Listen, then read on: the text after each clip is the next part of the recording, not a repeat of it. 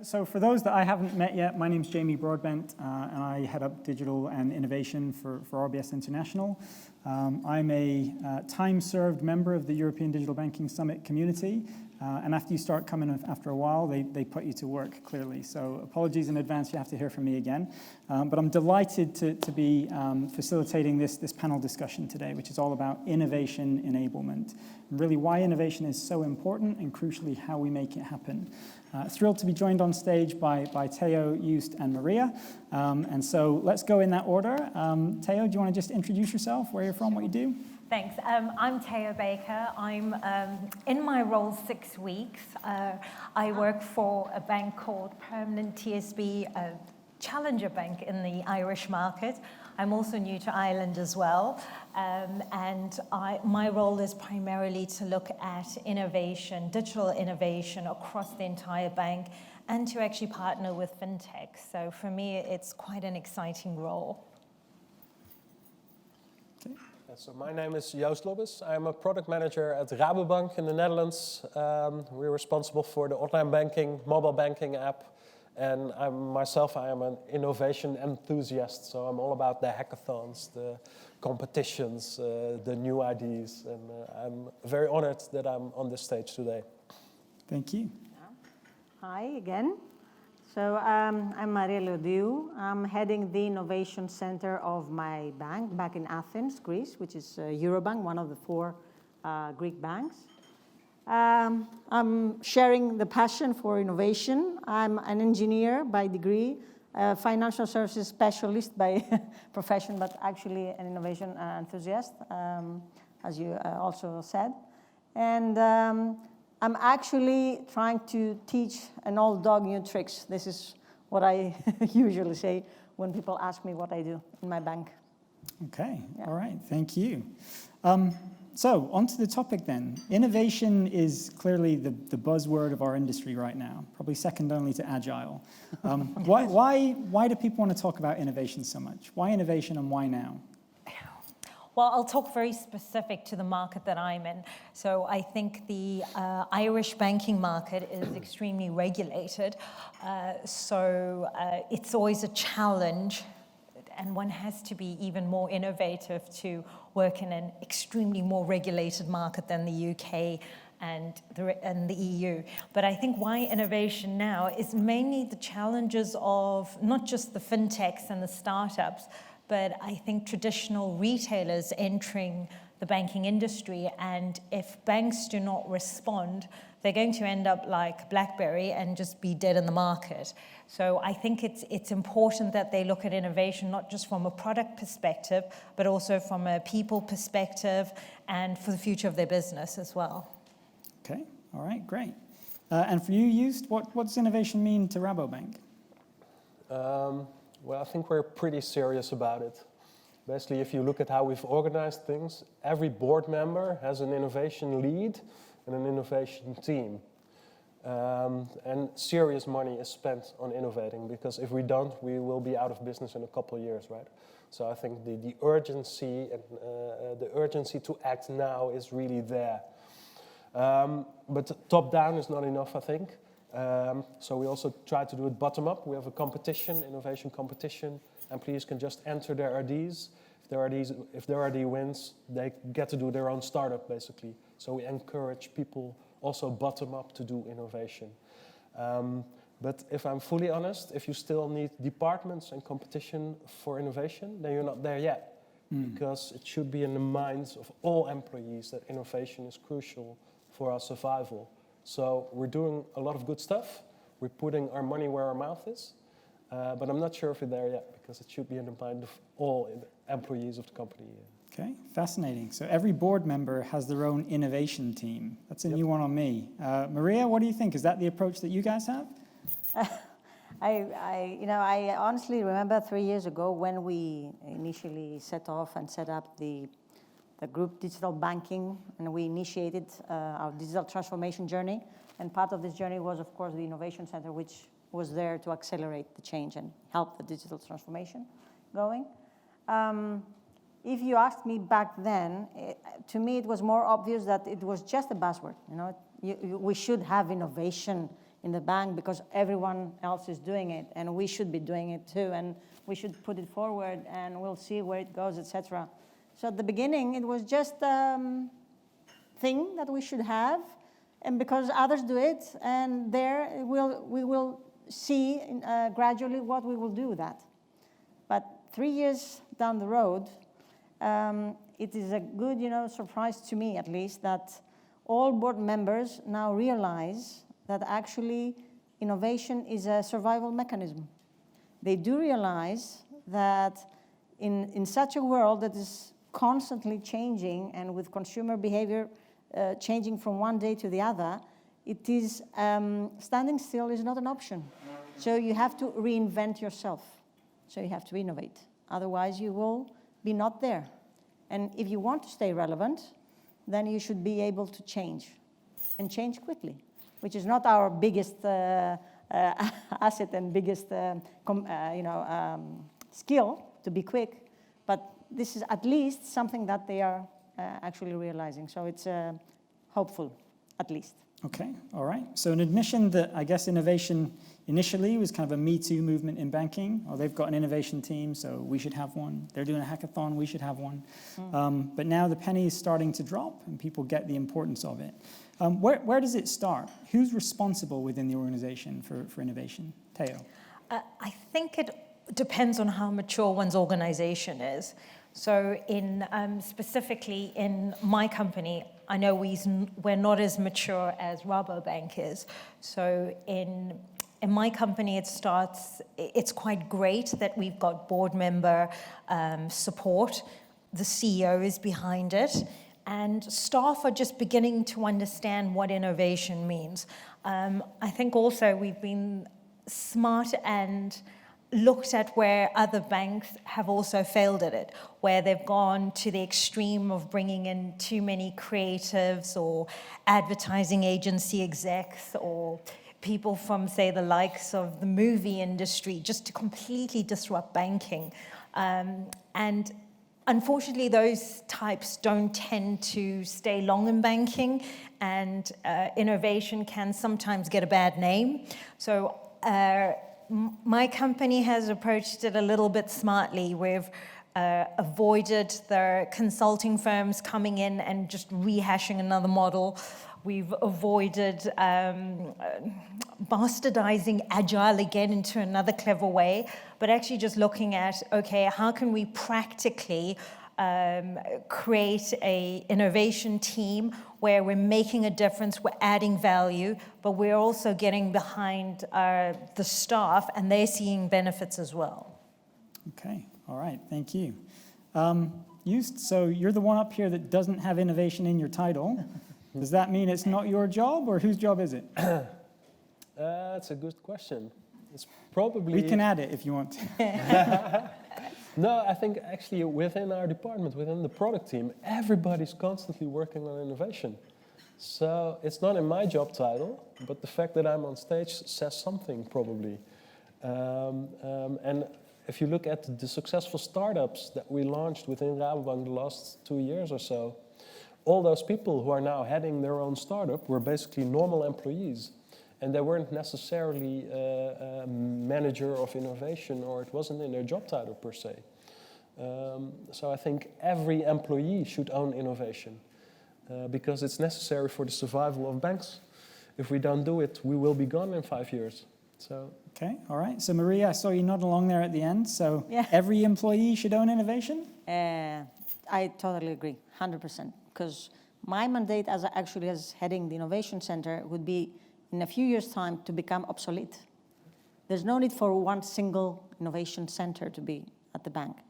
Our role is to infuse this kind of mindset and way of thinking and way of working into the whole bank. And we're currently engaging and practicing methodologies that actually help teams, internal teams, and build entrepreneurship, trying to help people practice design thinking and lean startup and agile and work on projects as if they were the startups themselves. But we are also doing, we did some hackathons also and trying to mingle the startup ecosystem outside with the bank inside. We are doing internal innovation competitions in order to be able to help our people actually, be creative and bring on their ideas that they have for the bank. Trying to do several things in order for people to adapt into a new reality, into a new mindset. Because innovation is not a one project, it's not an ad hoc project, it's not the responsibility of one person. And definitely, it does not work in isolation. Mm-hmm. It's not one man's or woman's job. Yeah. It's everyone's job. And innovation should be everyone's, not just one department or one person. Okay, all right. So if innovation is everybody's job, some would argue that's a way of saying innovation is nobody's job. It's almost like saying everybody on the bus should drive the bus. We know that's a recipe for disaster. So how do you marry the two, where you've got some leadership in innovation and yet this sense of shared accountability that everyone's got to drive it? Teo, let's hear a view. Oh, it's something I'm currently facing today, is how do I move the organization that's traditionally not thought about being innovative to having a culture of innovation? So for me, I'm plugging it into a few key areas. So definitely one, working with my HR business partners to try and get it into people's 360, because the leadership team, the senior execs, and I think most of us on the ground here understand innovation, but bringing that down to everyone in the bank and the lower levels of staff in the organization, they just don't get innovation. So for me, I'm chipping away at it with HR, performance plans, and actually looking at an innovation tool that's actually going to be used. So I'm scanning the market, looking at who's done it well, who hasn't. How do we make sure that whatever we put in, it's not just because I'm head of innovation, so let's put in a cool tool, but let's really make a difference. Let's change the way we think about it. We also have a head of culture, and for me, this is also about changing the culture of the organization. With innovation comes high performance for me, and being effective and being commercial. So it's also teaching staff who aren't used to thinking in commercial ways, new ways of working, new ways of thinking, new behaviors to be more innovative. So that's how I'm tackling it. Okay, great stuff, thank you. And Justin, I'm going to come to you. So you mentioned that in your bank, every board member has their own innovation team. You guys run hackathons and all that kind of stuff. And I'm just seeing the pound signs. So money, money, money being pumped into innovation. How do you know that it's working? How do you know that you guys are becoming more innovative? Where's the ROI come from? Yeah, that's a good point. I visited one of the departments last week, and I was very impressed, because the way they worked was actually like startups need to work with venture capitalists. So basically what they do, if you have a good idea, you're allowed to do it. So you can start basically your own mini company within the bank. But you have to define your KPIs for the coming months or so. And you actually have to make your KPIs to go to the next round, funding round. So if you don't deliver the results, your funding will get cut and you have to go back to your previous position, basically. Mm. So the way they run it is very much result-oriented, and like startups have to deal with the situation real startups have to deal with in society. They have to get venture capital.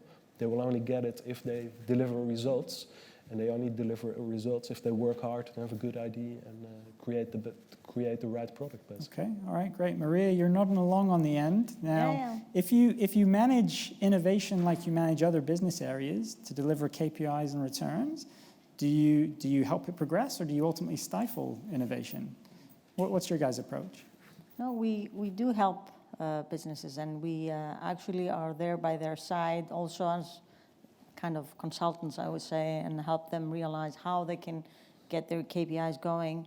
But we do have, as you said, we do have our own KPIs, and we are monitoring progress, and we could have a stage gate funding, I would say, because all projects through proof of concepts and pilot phases, and we see whether there are data that actually support the business cases, and if there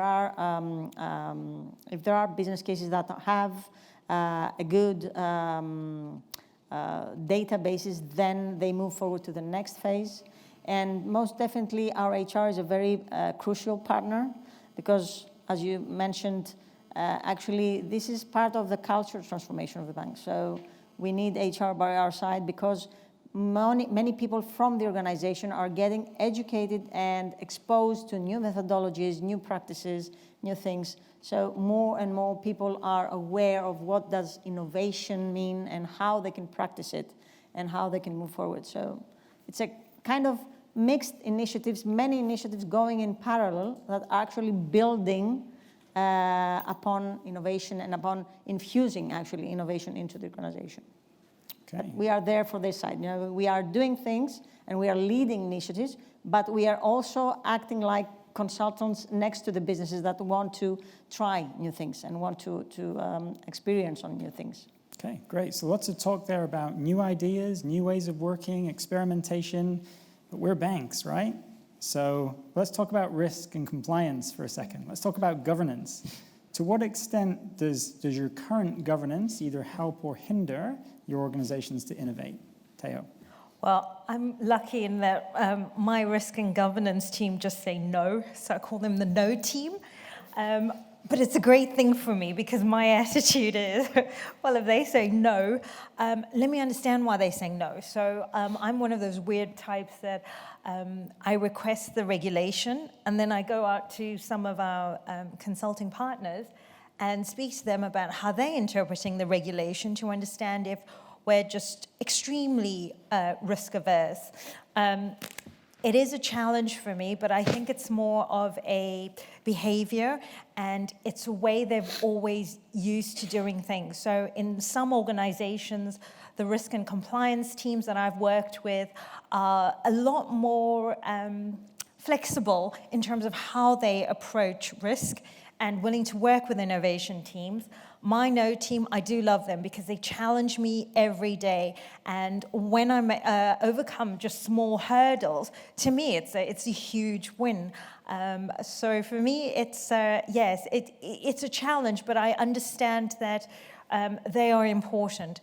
My bank is very heavily regulated, so the regulator does look down upon us a lot more than when I worked in the other UK banks who have a lot more flexibility, but it's not unhelpful. It just means that I now need to roll up my sleeves and understand more about risk and compliance. Okay, thank you. Joost, what about Rabobank? What's the biggest challenge or barrier to innovating?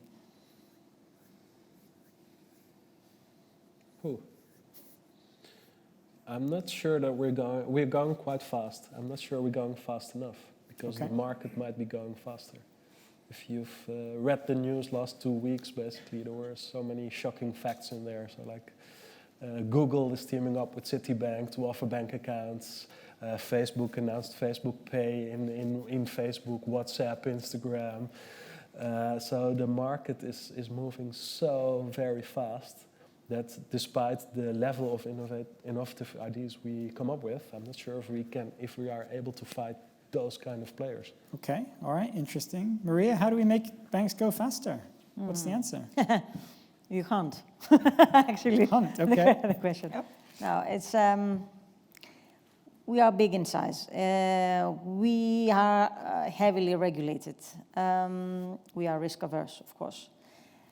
You can make compliance and risk your friends as much as you like, but there's always the risk entailed, and it's for our safety that we can do things as fast as we can with, as fintechs do. But we can go faster if we partner. So that's actually, let's say, a success story. If we manage to partner with fintechs that actually have their product ready, and they have it out there, and we can actually collaborate with them, either in a joint venture or actually work with them and produce something new, or actually take their solution and offer it as a third party to others, to our clients, then yes, we can go faster.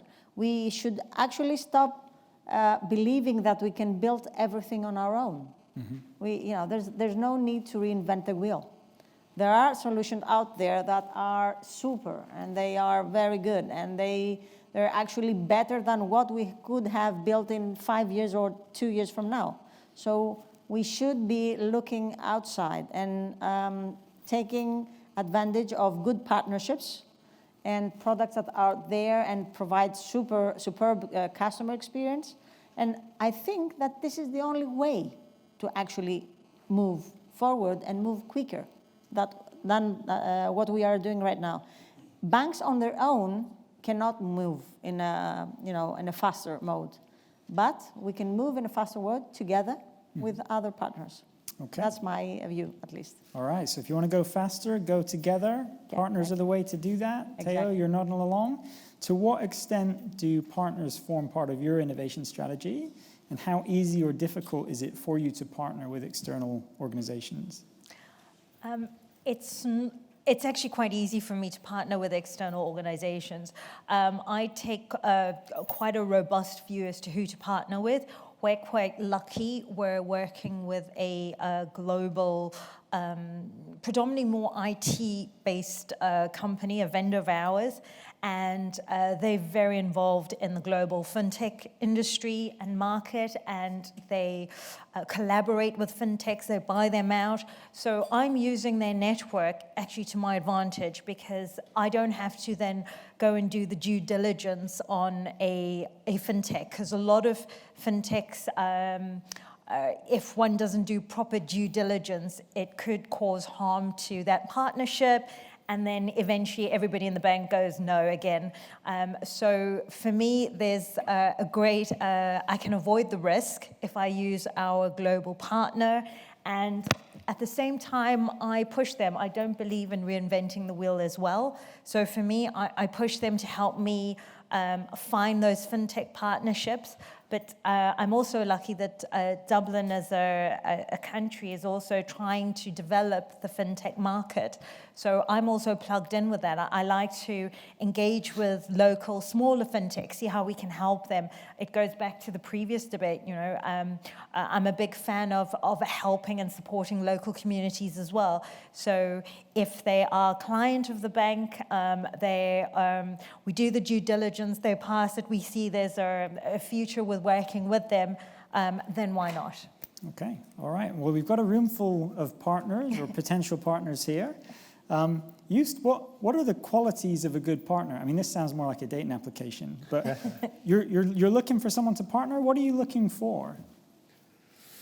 Well, obviously, they all promise that they have the best product. It will be very, very cheap, and it integrates very, very well with your current infrastructure. Easily. And easy also, yeah. But before a big company can actually believe that, I think seeing is believing. So the attitude has to change a little bit. I think a partnership should indeed be a partnership. So that might involve a proof of concept up front, and proof of concept can be positive and can be negative. That's part of life. But I think you should approach it like that. So you should put in some pre-work before the actual deal is signed. And that will help tremendously. So really approach it as a partnership and don't see it only as a sales opportunity when you're at the table with a big bank. Okay, yeah, great. Got to work for both parties. Chemistry's got to be right, all that kind of stuff. Yeah. Right, Maria, so to what extent is it about kind of the softer side then? So is it around tech, or is innovation at its core something much more cultural, do you think? Interesting question. Technology is definitely an enabler. I mean, it's not about tech. Tech is actually the means to do that. I think we are becoming, we are repeating ourselves, but it's mostly about people. It's mostly a cultural thing, because it's a different way of thinking. It's a different way of, it's a different attitude towards things and towards day-to-day business, and it's a way of experimenting on new things. You know, we at banks, we are afraid of risk. We do have solid grounds to be afraid of risk. We are, as I said before, we are highly regulated. We fear risk. Compliance and risk, of course, they are there to provide safety. But if they are engaged early enough in the process and they understand what you are trying to achieve, and they know what you're experimenting on and how much risk you're taking on, they would be more willing to help and assist.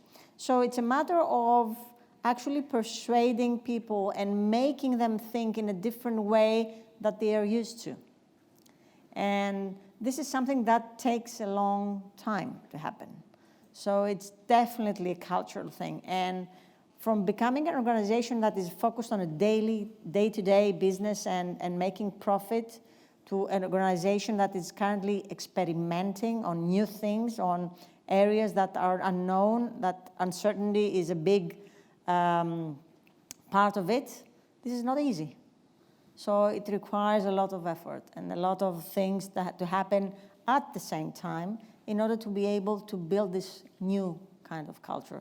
And of course, lots of effort and people being valued and evaluated on how they're doing on innovation and how they're achieving that. So it's a matter, for me, it's not one thing. It's not an innovation center, or it's not a team. It's actually multiple initiatives going on together, trying to make this wheel turn. Okay, perfect, thank you. All right, so I'm conscious that I've been asking all the questions, and I'm keen not to have a monopoly on that. So in the last few minutes, I want to kind of throw it open to you guys. We have an extraordinary panel here of innovation experts. So if you've got a question, please wait for the mic, and then let's hear it. I've got the mic. So yeah, I work for a consultancy, so I'm quite fortunate in that I get to see a lot of different companies, be it financial services, automotive, utilities, in terms of how they work from an innovation perspective. It seems like there's no kind of lack of appetite at board level to be more innovative. People on the ground really want to kind of have more freedom and autonomy, but it's often the middle management that cause some issues and really get in the way of being able to kind of create the change. So curious to understand from your experience, what can be done to try and help the middle management develop the skills that they need to kind of create the space and the conditions for this new kind of innovative world that everyone's striving for? Great. Who wants to take that one? Yeah. What we are currently doing at Eurobank, we are actually building on a digital and technology academy, which is actually providing more education to middle managers, especially on innovation and on digital transformation, digital banking, digital transformation, trying to upskill them and also provide them with more courses on soft skills. And of course, much work done with our HR, hand in hand, with regards to making them realize that they should not be a roadblock. If you are not okay with it, fine, but get out of the way.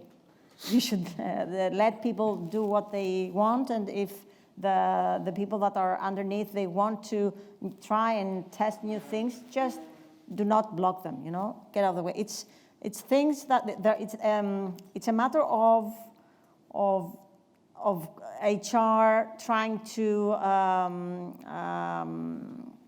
educate them also on new things, but at the same time, it's actually provide them with the safety that they will not lose their status or their job if, you know, they are there, and they should not block the whole procedure. So it's actually first, on the one hand, give them more tools and more education in order to realize that things are changing and they should be part of it and not block it. And on the other hand, is much more work done with HR through their own evaluation and things that help them realize that they will not be jeopardized. Their job and their position will not be jeopardized, because there is much fear. That's true. Perfect. There is much fear. So don't be a blocker and make it safe to fail. All right, great stuff. We've got a couple of questions at the front. I saw some hands. So where's the Where's the mic? Oh, the mic was at the back. We'll come to you. Great insights. As a challenger, yeah, and I was never exposed to the term innovation, having worked only for fintechs. So the question from a fintech is, what is actually innovation trying to achieve? Is it a catch-up game with challengers? Is it to win customers from traditional banks? What's the purpose? Is it revenue, cost reduction, bringing old systems to 21st century? Survival. But versus who? Sorry? Versus who? Who's gaining the market right now, and you're trying to? Well, I think versus, me personally, I'm most afraid of the big techs. And I think in the fintechs, you've seen a change in behavior. So like 5 years ago, all the fintechs, they thought they were going to beat the banks. And then they found out that it's actually quite hard to beat a bank and to deliver a product consistently to millions of customers that actually adds value. And now you see that fintechs want to partner with big banks. And I think there indeed lies an opportunity. So if big banks can get the mentality of fintechs and the creativeness and innovativeness, and they work together, they might stand a chance against the big techs. But personally, I think it will be a tough competition. Okay, all right. So innovation is all about survival. It's not novelty. It's not gadgets. This is the real deal, right? Okay, great. Down at the front then. So there's a couple of hands, and then one at the back. Oh, the mic's at the back. Let's go there first. Just a quick one. You mentioned making the environment safe to fail, and we keep talking about technology and change and the rapid desire to go faster and faster and faster. How have your customers embraced those failures? Because necessarily there will be releases that get out that are customer facing, that do carry an impact. And have you seen your customers embrace and decide that actually the pace of your innovation and you bringing new services to market is worth the occasional hiccup in service that affects all businesses and all tech services? Okay, great question. So who is working out loud in front of customers? Who's testing and learning? Yeah, I can. Oh, you already. I can respond to that. So obviously, you don't have to put something live for 5 million customers all at once. So we do lots of customer validation in early stages, prototyping, and we have also the opportunity to do with whitelists, stuff like that, to put functionality live in production, but only for like 1,000 customers, 2,000 customers, whatever. And I think there, big banks also have a challenge that fintechs don't have, or challenger banks, because in my customer base, we have 5 million customers of all age groups. And we put all these new cool features live, so the PFM stuff and predictions and all this cool stuff. But for the older customers, they're already happy that they know how to use internet banking. So if we go too fast, or if they feel that it goes too fast, we might lose those customers. But still, you have to be innovative. You have to put new features live to also service the young age group. So for big banks, it's actually it's such a difficult squeeze.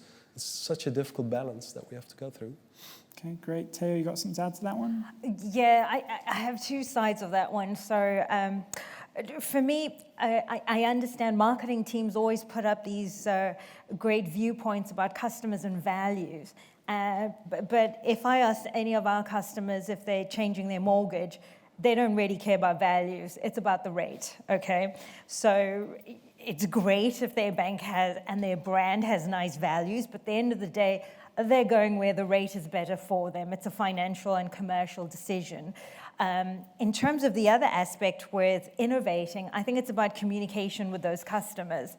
So if you get the simple things and the basic things right, I think customers will be forgiving when you get the big things wrong. And if you don't get the basics right and then you go after the big things and you don't communicate with them, then they will leave you. So, yeah, that's what we found. Perfect, thank you. I've been promising these guys at the front questions. So where are the hands? Here first and then over this side. Hi, thanks a lot for the discussion. There's a question in my mind, so I'll try to be a bit provocative because I really want to hear the panel's view around that. I think that one of the reasons we're not, our employees are not really promoting innovation is because also ourselves we're not entirely certain what innovation is. And I'll explain what I mean. Was flight an innovation? damn sure it was, but took a few thousand years, from Icarus to Da Vinci to the Wright brothers to the Concorde, right? Is Google entering the checking account business innovative? I think not. It's basically a retailer going into a commodity product, obviously because they're offering additional stuff. So I'm not sure what we're really asking our guys to be doing at the banks we're working for. Is it continuous incremental things, improving existing products, adding new features, stuff like that? Or are we trying to ask them to become the new Ubers, Netflixes, or what have you of the world, like with really inflection point type of disruption? Because obviously we're so many thousand banks in the world, not all of us can be Ubers or Netflixes or Spotify's. Huh? So I would like to ask you guys, how do you really see innovation happen? What does it mean? Okay, great. Maria, let's have you take that one. That's one of your colleagues right there. No, I won't take that. Because we're working with, we are working with Yannis, of course. I think that most people in our organization, at least, fear that innovation is technology. It equals technology. And this is not true, actually, because innovation can be even something that actually helps them make their daily operation optimized, better, improved. So this is a kind of innovation, yes. Because innovation, as you all well know, has 3 horizons. Innovation is core optimization, and innovation can be also a breakthrough one, which is going through the rooftop, which is something that most probably we will get out of fintech partnerships. But innovation in an organization can be different things. At least in my view, it can be from small, minor improvements and things that are actually getting better every day in an organization, up to the new, completely disruptive business model that can be built even from an internal team within the bank that could be launched outside and become the new entity. So it's a kind of different things. It can be small, it can be big. Okay. It's not something that actually... All right, perfect. We've got time for one final question. It's down on this row, because he's put his hand up every time. Let's hear it. Make it a good one. Thank you. So, I mean, you maybe just touched on it a little bit there, kind of around just innovation being quite often a sort of technology aspect. And I think that's kind of one of the cultural challenges that we need to kind of get over across an organisation, because, I think there's an element of innovation into the whole ways of working, right? Whether that be product proposition, whether that be just our ways of working, how we build things, how we kind of communicate with customers, with technology supporting that. And I just, how do you change that kind of dial? Because I guess a lot of you have innovation in your title, but actually when you say innovation is actually organisational wide, then that's really, CEO, sort of spanning that. And actually, because I would doubt that each of you are responsible for, I don't know, product propositions, as well as experiences, as well as, what's our change model, what's our risk management, all of that, because it's a huge beast. And how do you chunk it up? What are the biggies to be going after? Okay. Teo, you want to go first on that one? Yeah, so it's actually something I'm looking at the moment. It is a huge beast. And I don't think most organizations, and certainly we don't have the luxury of having everybody being an A player. So I'm very realistic to what we're working with as well, from the exec level right down to the frontline staff who wouldn't really get all the concepts of innovation. For me, I'm plugging into the whole organization. So in IT, I'm plugged into the transformation program. Are we delivering with speed, with agile? Are we digital first? In terms of HR, I've told them it's about culture. It's about being high-performing culture, when unfortunately the future of the bank is not for everybody. So it's going to push people out of their comfort zones. And naturally, if this is not the home for the bank for everybody, then they need to exit and find a place that they're much more comfortable with. But it's also looking at those staff who are willing to upskill themselves and bringing in the right talent. So for me, I'm working on culture as well as talent. So new graduates coming in, where we're picking those graduates are, I naturally want the best graduates to come in, and I want them to rotate in my innovation team. but I'm working quite smartly with how we grow that next level of leadership, and we're getting the right behaviors, the right thinking, the right processes in place. So I'm actually also tapping into the operations team to see, well, how can we find a fintech? How can we partner with them? So I'm trying to embed innovation across the entire bank. So that's what I'm doing. Okay, brilliant. All right, so just in closing, because we are out of time, but a couple of words each. How will you know when you've got it right? Maria, let's start with you. I think that when more and more people do not need us anymore to help them steer through the day-to-day and their quest for innovation.